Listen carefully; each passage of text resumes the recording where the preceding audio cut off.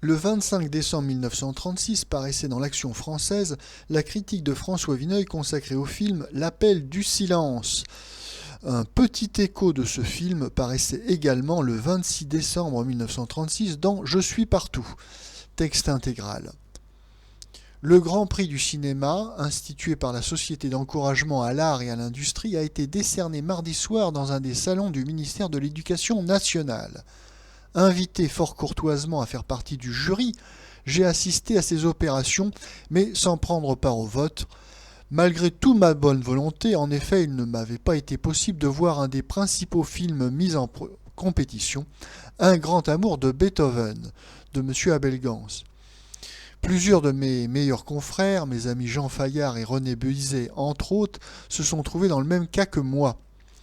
Sur les 10 films retenus, en effet, 5 n'ont pu être vus qu'en projection privée, pour ne pas dire clandestine, comme ce fut le cas du Courrier Sud de M. Pierre Billon, qu'il nous fallut aller juger, ce fut d'ailleurs vite fait, lundi au fond d'un studio des Buttes-Chaumont, dans une copie avec une projection exécrable. Mardi à 11h, nous attendions encore dans un cinéma de Passy le dernier film du concours, Les Hommes Nouveaux, de M. Marcel L'Herbier, que nous avons vu dans une version dont la sonorisation et le montage n'étaient même pas achevés. Nous sommes partis de là à 1h15, 4 heures plus tard, il fallait voter.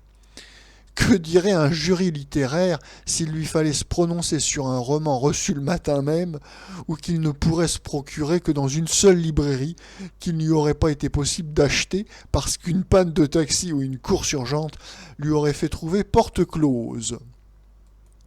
Un prix destiné à rendre un peu de lustre à notre cinéma devrait avant tout réagir contre la pagaille, l'illogisme qui sont la règle de ce cinéma.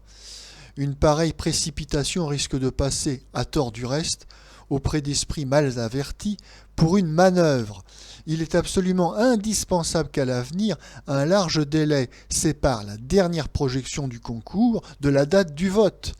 Mieux encore, il est nécessaire que ce vote porte désormais sur des films qui aient tous été présentés publiquement, qu'il ait été loisible de voir, de revoir et de comparer s'il en était besoin. On n'invite pas les membres du concours et du Fémina à lire des paquets d'épreuves qui ne seraient même pas corrigées.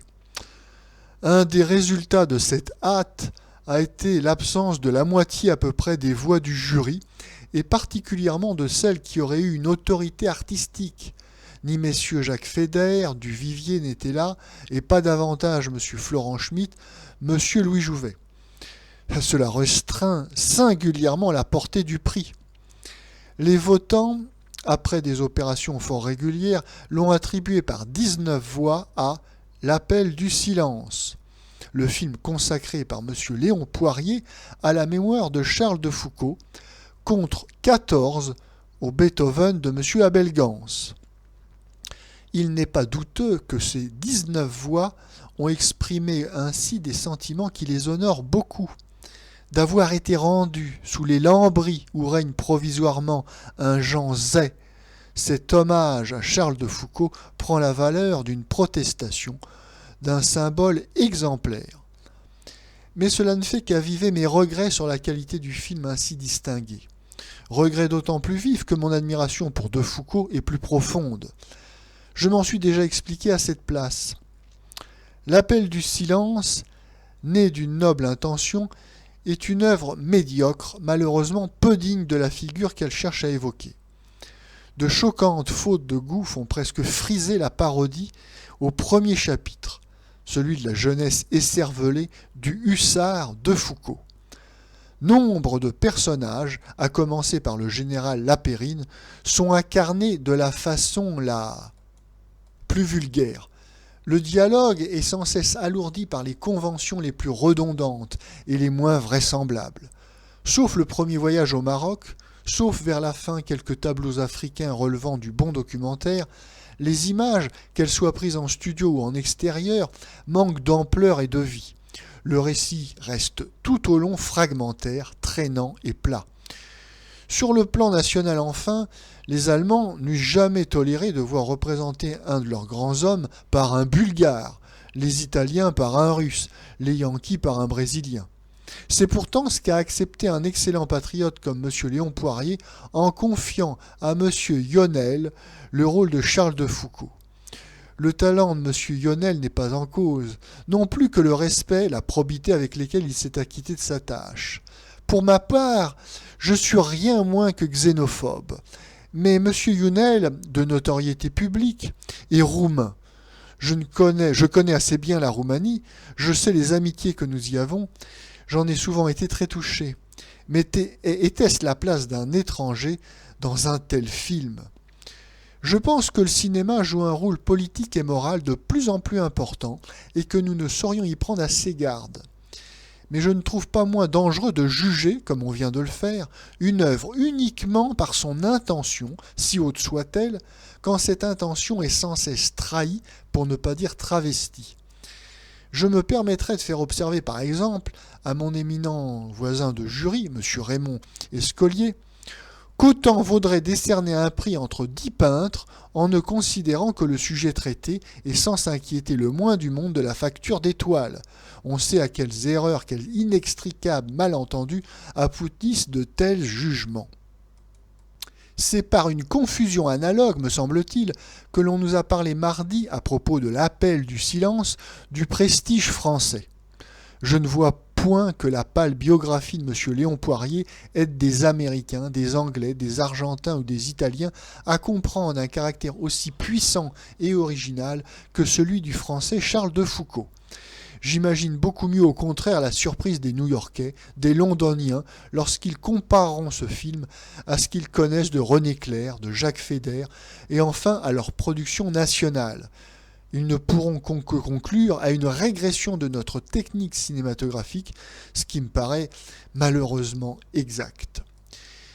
Puisqu'encouragement il y a, la meilleure manière d'encourager le cinéma français eût été certainement de reconnaître que notre production de l'année avait été extrêmement faible et que rien n'y méritait l'attribution d'un prix. Sauf le cas où j'aurais pu me convaincre que le Beethoven n'a aucun point commun avec tout ce que M. Gans nous a donné depuis Napoléon, ce qui me surprendrait fort. Cette résolution eût été la mienne si j'avais voté, et j'aurais déposé un bulletin blanc. Faute de mieux, j'ai tenté de défendre cette motion par la parole, mais elle a été repoussée comme une extravagance par une majorité manifestement peu familiarisée avec le cinéma, soupçonnant bien vaguement sa puissance, sa nouveauté, et n'ayant guère de moyens de comparaison avec les écrans étrangers. L'Appel du silence, un film de Léon Poirier de 1936, avec, dans les rôles principaux, Jacqueline Francel, Alice Tissot, Suzanne Blanchetti, Jean Lionel et Pierre de Guingamp. Notons que c'est le dernier film de Suzanne Blanchetti qui est décédée en octobre 1936. Suzanne Blanchetti était une grande actrice du temps du muet. Elle est notamment connue pour son rôle de Marie-Antoinette dans le film Napoléon d'Abel Gans. Alors il s'agit ici d'une biographie de Charles de Foucault qui était surnommé l'ermite du Sahara, un missionnaire en Algérie et au Maroc qui a été assassiné à Tamanrasset par une troupe de rebelles venus de Tripolitaine. Charles de Foucault meurt en 1916. En 1921 paraît une biographie publiée par René Bazin. Et cette biographie a un énorme succès de librairie. Alors c'est peut-être cet engouement populaire pour la vie et le martyre de Charles de Foucault qui donne l'idée à Léon Poirier de réaliser ce film. En tout cas, il semble qu'il ait rencontré des difficultés pour rassembler les fonds nécessaires à la réalisation du film, puisque ce n'est que grâce à une souscription nationale à laquelle 100 000 Français ont répondu. Donc c'est grâce à cette souscription nationale que le film peut être réalisé. Indépendamment des convictions religieuses de tout un chacun, on pouvait s'attendre à un film réussi car la vie de Charles de Foucault est assez romanesque, romanesque si on peut employer ce mot s'agissant d'un saint martyr. Bon, en effet, Charles de Foucault, c'est un enfant de bonne famille, aristocrate, mais qui est assez turbulent, qui s'engage dans l'armée, mais qui n'est pas fait pour le métier des armes, et qui part à l'aventure dans le Sahara, et qui mène une vie d'ermite, et par laquelle il souhaite convertir les musulmans du sud algérien par l'exemple d'une vie sainte. Malgré cette vie édifiante, on a un résultat à l'écran assez décevant. On est loin des belles biographies faites par le cinéma américain. Et d'ailleurs, à Hollywood, le film biographique, c'est presque un sous-genre du cinéma. On fait des biographies sur de nombreux personnages historiques, mais aussi des gens du spectacle ou des artistes ou bien toute personne qui s'est révélée par son talent et sa personnalité. Bon. On le fait avec certes beaucoup d'académisme dans le traitement, mais en général ce sont des films assez intéressants et qui sont des beaux spectacles. Malheureusement ici, on a une rigidité dans la mise en scène et une manque de maîtrise technique qui ne permet pas, malheureusement, de faire une belle fresque historique de la biographie de Charles Foucault. S'agissant d'un film dont l'action se situe au Sahara et qui dure quand même 1h50, je dirais que pour le spectateur, il y a de longues traversées du désert et où on se demande où se trouve l'oasis. Et puis le scénario est assez confus car on ne comprend pas bien les motivations de Charles de Foucault dans sa vie d'ermite et on ne comprend pas bien pourquoi les Touaregs assassinent Charles de Foucault. Alors, en réalité, Charles de Foucault, qui était un partisan de la colonisation française en Algérie, avait pour intime conviction, que les musulmans n'étaient pas assimilables à une société française en général et à la notion d'empire d'outre-mer. Ce en quoi il avait entièrement raison, mais il en tirait, à mon sens, une mauvaise conclusion parce qu'il considérait que par le christianisme, enfin la conversion au christianisme, les populations d'Afrique du Nord deviendraient assimilables à la société française. Or, il n'y a qu'à regarder ce qui s'est passé aux États-Unis d'Amérique pour se convaincre que cette thèse est totalement fausse, puisque les nègres américains ont été convertis au christianisme il y a maintenant plus de 2 siècles et ils ne se sont toujours pas assimilés à la société américaine.